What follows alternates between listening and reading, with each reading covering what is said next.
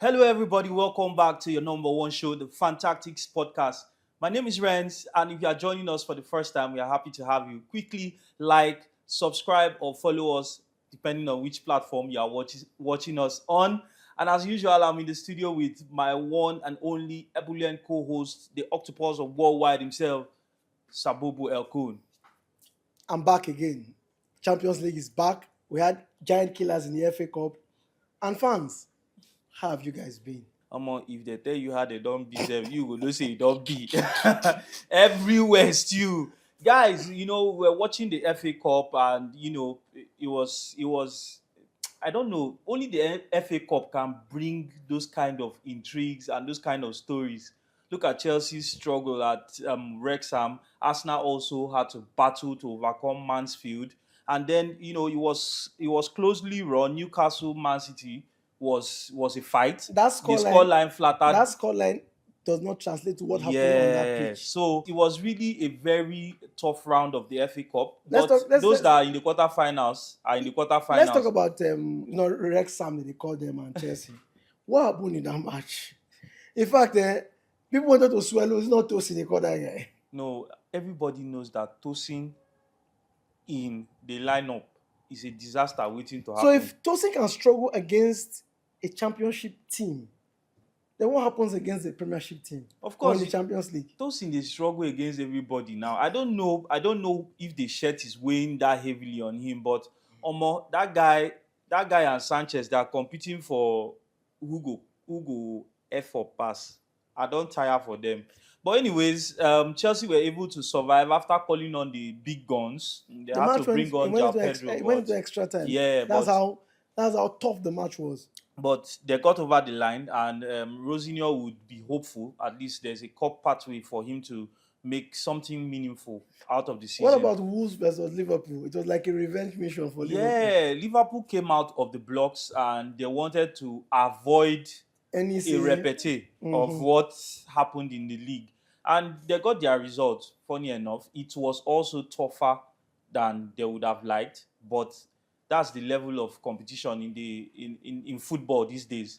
You might go and meet a League One team and they'll surprise you with the level of intensity, grit, and determination they bring to the match. then Real Madrid came back after losing on Monday last week to a team that, in fact, people still do not understand how they lost that match. But against Celta Vigo, still away from home, they won. Madrid are an enigma these days. You don't really know what you are getting from them, right? Some days they are tough, some days they are blowing hot, some other days they just switch off. And now Barcelona has a 4 point cushion Yeah, in La yeah. Liga. They won away at a very difficult Athletic Club Bilbao. Do you understand? So it's a very dangerous gap, that momentum that is building. Well, let's see what Madrid will do. Let's see what they'll do with the remaining fixtures in La Liga. But Barcelona are looking imperious. There's a particular young coach that is already turning heads. Everybody is laying claim to him being our legend. Oh, the Lakeside man. Yes. Because, he's a shareholder in the club. And there are feelers that if he's going to leave Como, he will likely not go to another Serie club. It's likely he won't go to another Serie club. He can't come to Chelsea now because Chelsea just got Rosinho. If Rosinho was like a short-term plug, like the way A Carrick stopgap, was, yeah. then we all know that there is a tendency of him becoming the coach. Spurs, he would never go to Spurs. We all know that. Yeah, not with the London Now, we history. don't know what will happen at the end of the season with Hans Flick, even if he wins everything winnable. Yeah. Where are you looking at him next season? Do you think he will still continue? Because some coaches like to hone their skills for a while. Yeah. They don't want to rush and yeah. switch ships. I think the smart thing for Cesc, right? He's already pushing for Europe right now, and it's an achievable target. Maybe the conference He's league, likely going to maybe finish Europa. in Europa places, but Yes. we don't know which of Which one? So maybe the Europa, and maybe perchance in the Champions League. Mhm. Now, what he wants to do is to continue to build on the good work he has done. There has been signs of progression each season. His team is getting better, more competitive. As a manager himself, he's growing in influence, and this is what you need. You have to build a portfolio before you take the leap to the next step. Alonso did that at Leverkusen. You saw him, take on a campaign after winning the treble just to Did he leave consolidate. too soon? He did, actually. Maybe he didn't. No, he didn't leave too soon. Why do He you say went so? to the wrong project. He went for the wrong project. But that was the only available project. I don't think he was the only available Liverpool had project. already locked down Yes, slot. but I can assure you that Alonso on the market was not short of suitors. We might not have known which teams approached him, but definitely I think Bayern tried, but there was Tottenham. Leverkusen blocked There him from was going. yeah there was Tottenham without a manager. There was also pressure around Amorim. We don't know if discussions took place. A lot of openings around Europe. There was Juventus. There are teams. AC Milan got in Allegri. Mm. So a lot of things must have been happening. Now Well, I know for Spain, he would mm. likely have been waiting for the Madrid job, but unfortunately, it didn't work out for him. Sex will be looking at that antecedent and be saying, "I have to be careful with my next step." Right? You need to go to a club that is ready to support you to get going, to find your feet. Madrid did not back Alonso enough, and that was the problem. No, I believe so because I always tell people that the players might be the stars, but your coach is the identity of the club because he sits and says, "This is how I want this team to play." Right? Madrid has money, they have pedigree, they have the identity, and Alonso is a very good manager that just needed time. I don't know if it's the money involved with moving on players like Vinicius Jr. and a couple of them, right? We saw what happened in Manchester United. When a player becomes too big for a club, they will ship that player out. They started it with Roy Keane, back then, Beckham, Van Nistelrooy. Even when Ronaldo wanted to leave, Sir Alex said, "You will give me one more year before I let you go." And that one more year, he won the Champions Ballon League, d'Or. got the juice out of him. When Henry was becoming too big for the club, same with Vieira. Let's forget those two players. Wenger would have allowed them to stay, but when they started having, I need to leave, I wanted to win because their own mindset, let's win the Champions League. Yeah. They left. One couldn't win it, one won One it. did. That's how Yeah. it comes. By the time players start giving problems, they move them on. If Madrid had supported him and made Vini understand that this is the coach, his decision is final, maybe we would have seen a change of atmosphere and things would have been a lot better. Now, Madrid has to take their time and get a good coach during the summer. We don't know the names because it's like everybody's running away from that job. The only person that I feel and I believe if he goes to that squad would change the whole atmosphere because he doesn't talk, but his actions speak for itself, is Jurgen Klopp. Now he has left Red Bull, so he's open to that. He left Red Yes, Bull. he has left Red Bull. Wow. So Wow. so something is cooking. something is cooking. Definitely cooking. I'm sure they are speaking to him, Something is and definitely he's cooking. telling them, "This is what I want. This is what I want." That was why he could succeed in Liverpool. People fail to realize that he won the Premiership just once in Liverpool for that time frame. Like you said, if you want to look at all the clubs that are, dominating, there's one thing that is common among all of them. If you look at the big clubs that are struggling, there's also one thing that is common among all of them, or that is lacking at all of them, is stability. Sure, you're right. You want your club to have clarity of direction, have an authoritative figure. It doesn't have to be about age. It is about the backing of the club. Look, I'm getting this man in to do a job for me. He's going to be here for the next 4-5 years. I'm going to give him time. And I want everybody, all of you, to pull in the same direction, fall in line. If you pass that message across to your squad, they are your employees. No player is bigger than the club. You pass that message across, all of them will fall in line. You achieve your goals much faster. Look at us now. Arteta has struggled. Let's be honest. Arteta has struggled. The trophies have not been there to back the backing he has received. But the club has unequivocally made it clear that there's only one leader at Arsenal. or there's the primary leader at Arsenal is Arteta. Nobody questions him. Same thing with Pep. You saw the results. Look at some of the longest serving managers. Before Frank left Brentford, he was the law. These are before Klopp left Liverpool. He was the law. These are the Sir things, Alex, Sir Alex. These are the things that build football dynasties. Look at the likes of Barcelona, even Ancelotti at Real Madrid. He was the don. But when you start bringing in managers and start petting players, making them feel like, oh, you are Roman Abramovich, all your players have your direct line. They can call you anytime they don't like a coach. That was why Mourinho was still low in Chelsea in his first thing. Yeah. It was not player power that made him leave.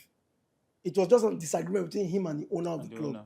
So that's one thing Madrid have to figure out. And like you said, since Klopp is no longer at Red Bull, I reckon he's the only man I see available, among the coaching options available that can do something. And Madrid. another thing again about Klopp coming to Real Madrid is the work rate of that team is going to increase. It will have to increase. They were complaining about the intensity of Alonso's training sessions and his tactics. They've not seen anything. I don't know how they want to survive under Klopp. You see, these are some of the things that owners don't even think about.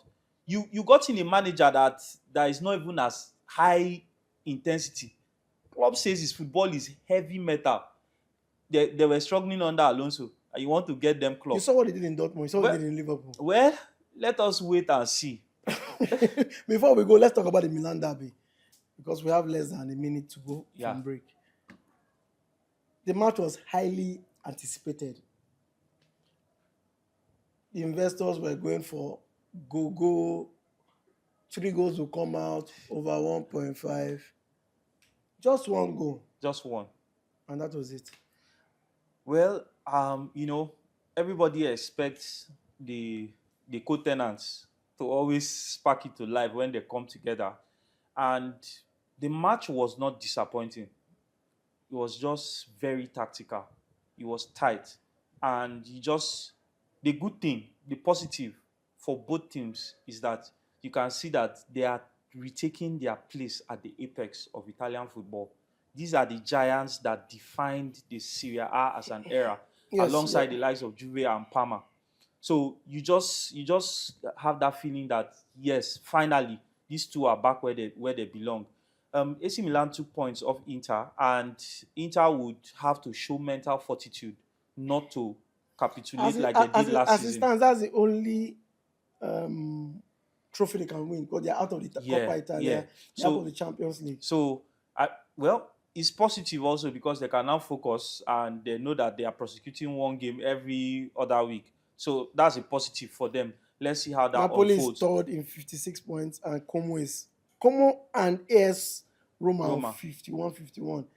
So the forgotten giants Juventus, just in 30 seconds, what's up with Juventus? Well, Juventus are like a club that are recovering from tuberculosis.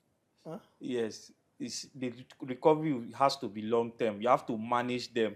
So it's not going to be instantaneous. We have seen them get a manager that can do the job, but he will need time. So that means we're likely going to get the best on Spalletti next season. Next season, yes. So what they have to do this season is, as much as possible, qualify for the Champions League. They need that, so they need the revenue to attract the players. That if they don't qualify for the Champions League, it's highly likely they will lose some of their best players. The likes of Kenan Yildiz, maybe Bremer. So it's going to be Kefrem Thuram also. So it's likely they would have to sell to balance the books and build their squad. So they'll be looking at getting the Champions League. Okay, we're going on a break. As Ren said on the show, follow us on YouTube. Follow us on Facebook. Subscribe to our YouTube channel. TikTok, they there. Instagram, they there. Lock yourself in and enjoy the best of football content. We'll be back.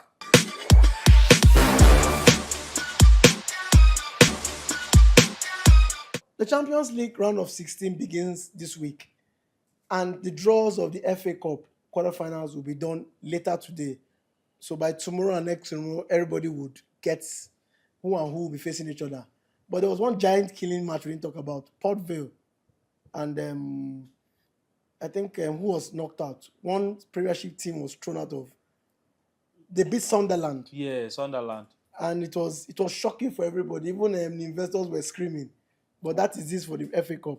Now the Yeah. Champions League is back. There's going to be a clash, like a repeated clash, but now it's going Yeah. to be home and away basis. Yeah. Galatasaray will take on Liverpool. Yeah. Now, what are you seeing in that match? Are you seeing goals? Are you seeing a tactical approach from Slot? Are you seeing all goals blazing from Galatasaray? What are you seeing? Because Galatasaray is a team that enjoys scoring.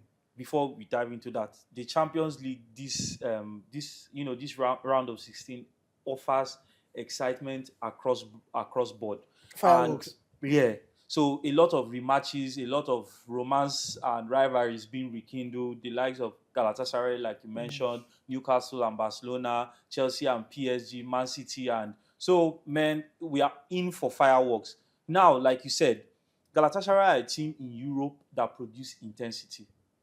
They are able to, sustain their levels for extended period of time.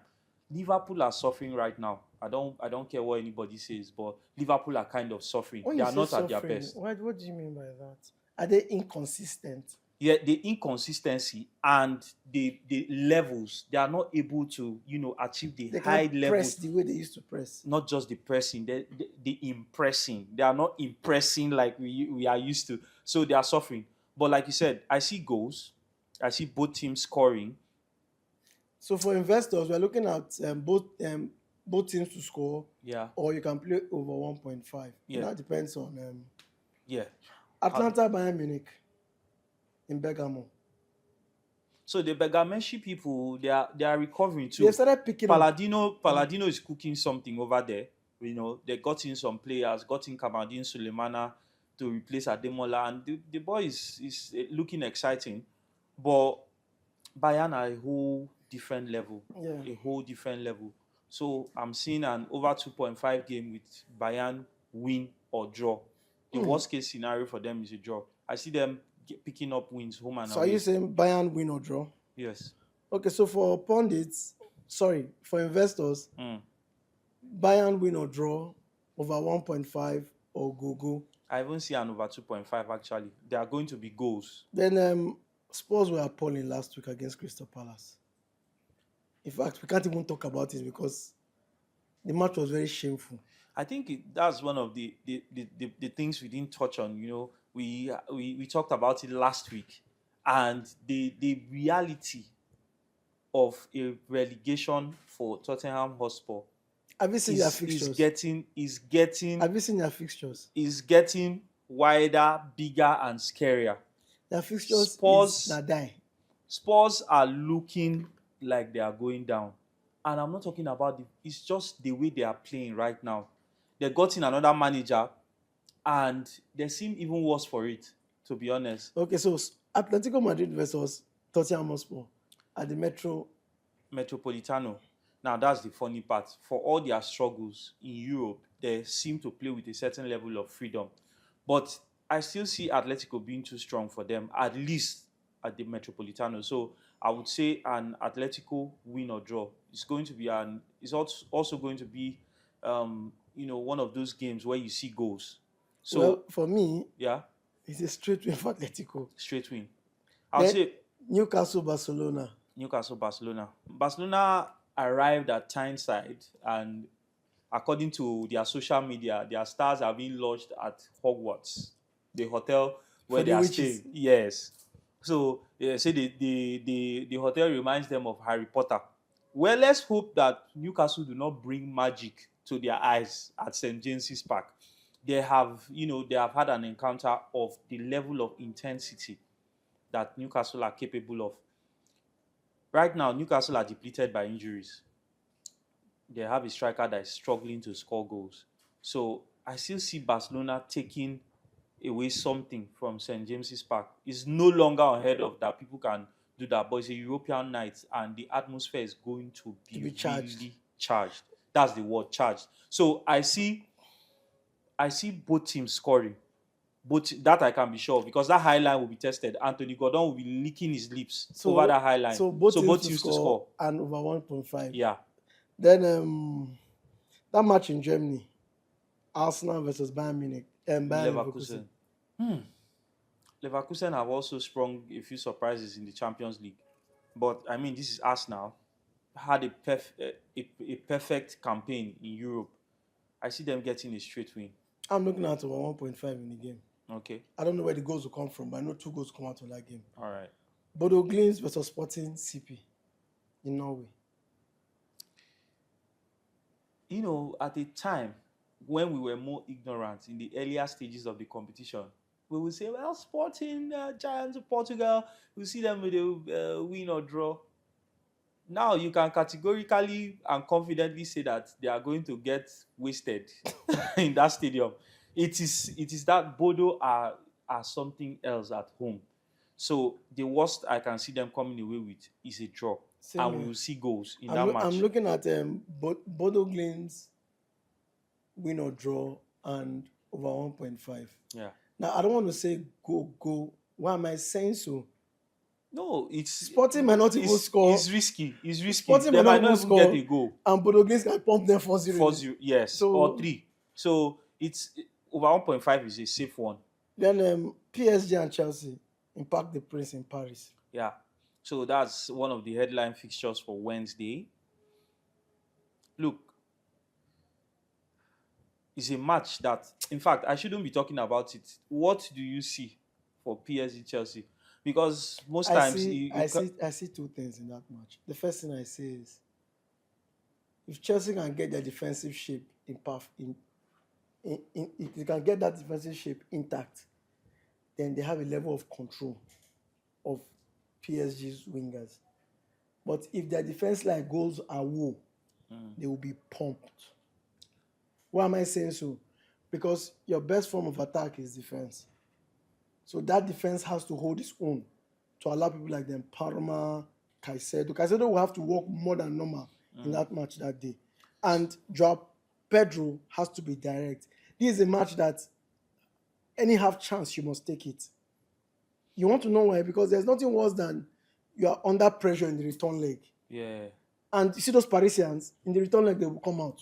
Yes, they would definitely. You understand? Definitely. And They it is did that. dangerous. It showed in their knockout fixtures Yes, for last they are season. very good at doing it. The intensity was I think they play better away from home yes. than at home. Yes. So Chelsea will just have to take their time, frustrate the attackers, and at least they have something to take back to Stamford Bridge. So I'm looking at an under 4.5. So you still see goals, but not so much. Now Yeah, you made a good point about Chelsea. It's a grudge match, and when PSG players were asked, most of them, who do you want to play? Who do you want to play? A lot of them mentioned Chelsea So they will come because out. they want to make a point. So that in itself is both positive and negative for Chelsea. Chelsea know they are in for a day in the office. You have to walk your socks off, first and foremost. But I believe the battle will be won in midfield.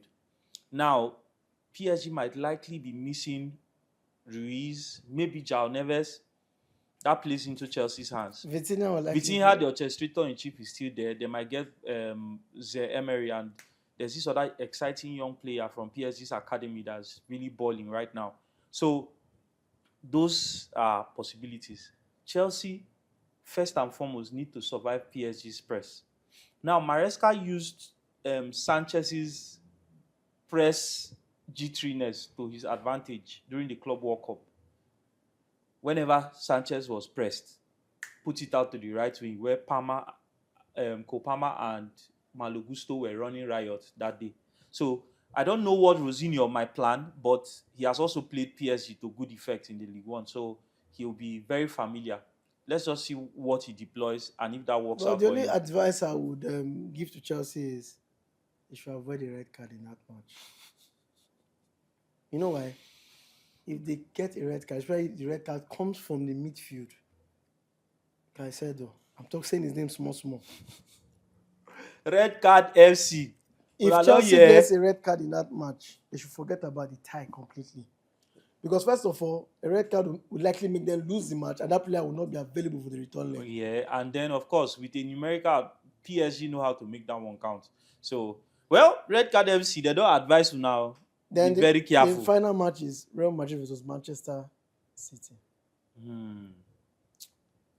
Another big one. Sabu, what do you think? Shockingly, I'm looking at the Man City win or draw in that match. Me too. Because I don't know. Well, The goals it, might not be as much as you would think it is. yeah, yeah. The thing is, Man City.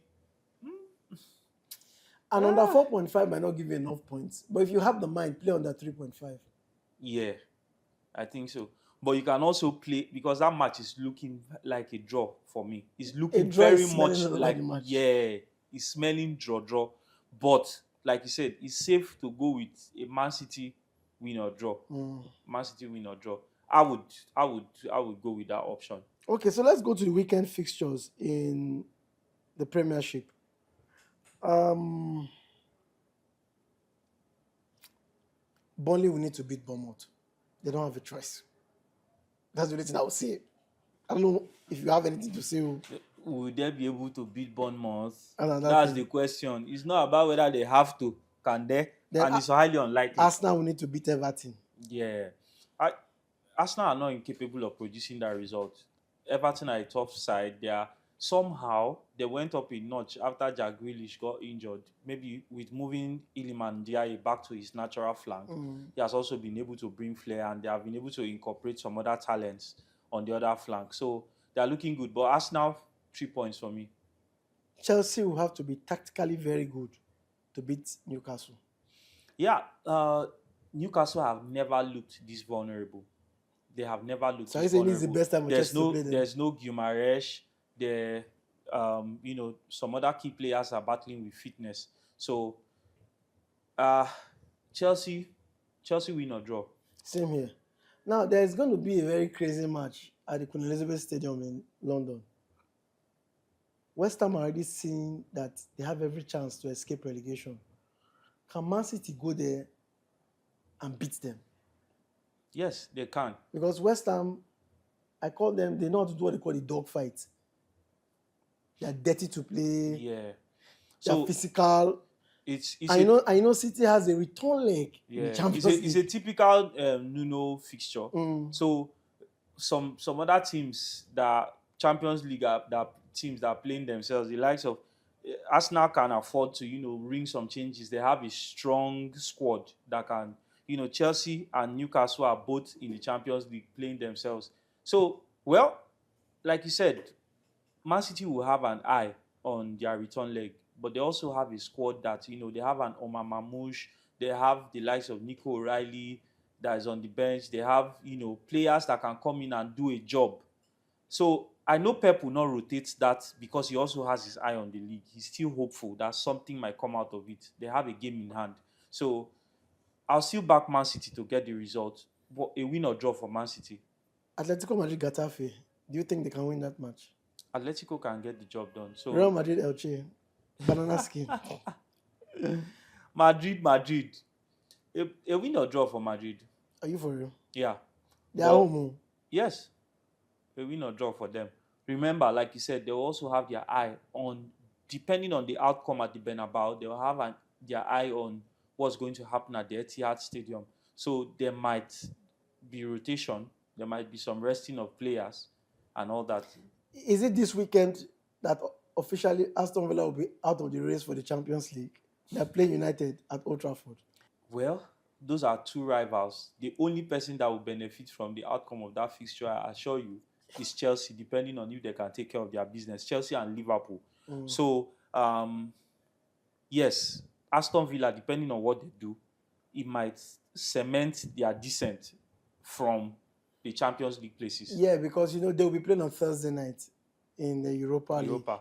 Then Liverpool would finally start the relegation ceremonies. They'll do master of ceremonies for Spurs' relegation journey. Yes. I don't see Tottenham picking up anything looking like a point in that match at all. Liverpool have their eyes on the Champions League, so it's a straight win for them, for me. Barca Seville. That's a tough game. Also, depending on what happens against Newcastle, Barcelona might be looking half committed. So half committed. Yes, half committed, because they will want to ensure that they get passage to the next round. So I'll say a Barcelona win or draw. Then in Italy, the battle for the top four, Como, AS Roma, they are both on the same points. Como at home, I see them getting a win or draw. But just because of context, Gasperini's teams, they don't have respect either. So I would say They are, they an are, over they are 2.5. party crashers. Yes, so an over 2.5, there'll be goals. Lazio AC. Lazio AC Milan, Lazio are also good, but I'll say an AC win or draw. They are now a very tough nut to crack under Allegri, so they don't concede much. They might not score much either, but they don't concede much. So now, the top four in England, emotions apart, Yeah. who do you think can finish the top four the way it's going? Well, we With the know. matches that are coming in thick and fast. Remember, Aston Villa's fixtures are there. Yeah. Chelsea's fixtures are brutal. Yeah. Can Chelsea survive it? So I made a comment on the show 2 episodes or so ago that Chelsea are looking the least likeliest to finish in the top four among the current contenders, right? Based on the difficulty of their fixtures. But I also made a caveat that if Chelsea do somehow make it to the Champions League, they would have had to go through some of the best teams in the division, and that means they'll be ready to challenge for the Premier League when the next season starts. Okay, right? let me give you an insight. Newcastle this weekend, Yeah, Everton away, yeah, Man City at home, yeah, United at home, yeah, Brighton away, which Chelsea hates going to that stadium. yeah. Chelsea, Nottingham Forest, they're playing Nottingham Forest at home, Mhm. going away to Liverpool. Then they will not play Spurs at home. Their last match is against Sunderland, who might want to do a fantastic send-off for the season. Yeah, so that's what I'm saying. It's a nightmare fixture list, right? That's Halloween come to life for Chelsea. But if they do somehow navigate that, and they have the potential to do it, they just sabotage themselves a lot. So if they somehow navigate that, then they are in with a shot because I mean you have gone through some of the best teams in the division.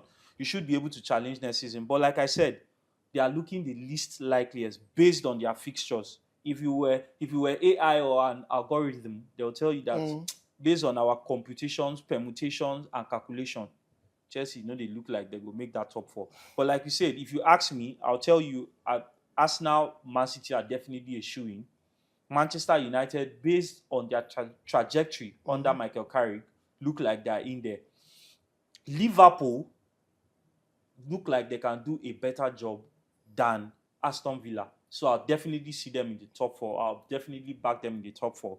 And then Aston Villa and Chelsea are going to battle it out for that 5th Champions League spot. So are you now saying United and Liverpool would switch in between 3rd and 4th? Yes. You're It's very sure likely a about battle between the both of them. Well, let me make you understand something. Aston Villa is playing United this weekend. Yeah. They are still going to play West Ham at home. They are going to Forest away, playing Sunderland at home, playing Tottenham at home, which we expect them to get points. Yeah. They are playing Burnley away. Then Liverpool are coming over, and their last match is away to City. So, like I said, that 5th place will be a battle between, I feel it's going to be a battle between Aston Villa and Chelsea. They have some, daunting fixtures, but Aston Villa has also proven across the season that they are able to play some of the best football in the Premier League when they are on song. Okay. They have injuries to deal with. Oli Watkins has sort of dropped off, but on their day, Aston Villa can also be unplayable, and they'll be looking to finish with a flourish. So, like I said, depending on the outcome of some of these fixtures, it will determine their place. But I don't see them finishing above Manchester United. As it stands, yes. Shocking enough, we wouldn't have been saying this at the beginning of the season. Please don't bring Amorita. But Manchester United has done so well under Michael Carrick. Kudos to him. And Manchester United fans can now begin to watch our show with confidence and with pride because Rennes no go open their team mouth. The Yap United again. For life. I don't know if life is real. We have come to the end of the show, and for every time we are here, we thank you for your support. Your support means subscribing to the YouTube channel, following us on Facebook, following us on TikTok, and following us on X. Continue to do that, and we have a lot in stock for you as the season comes to a conclusion. Friends? Guys, I can't say more than thank you very much. Obrigado, danke, gracias, gracias, muchos gracias. Join us next week for another exciting episode of our show. Until we come back, come on, stay blessed.